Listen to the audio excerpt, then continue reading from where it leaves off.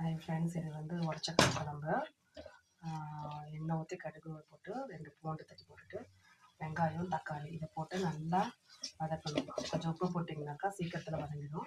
இது மாதிரி கொஞ்சம் நல்லா பேஸ்ட் பண்ணிவிட்டு இந்த உடச்சக்கடலை குழம்பு வந்து எங்கள் மாமியார் வீட்டு சைடில் வைப்பாங்க.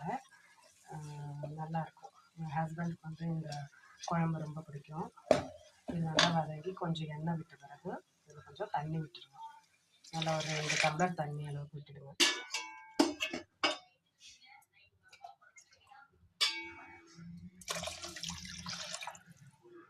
பாருங்கள் ஃப்ரெண்ட்ஸ், நல்லா கொதிக்க ஆரம்பிச்சிடுச்சு. இப்போ இந்த டைமிங்கில் ஒரு 2 ஸ்பூன் வந்து உடச்ச கடலை, பொட்டுக்கடலைன்னு சொல்கிறோம் இல்லையா, அதை மிக்சியில் போட்டு அரைச்சி இதை ஊற்றிடணும்.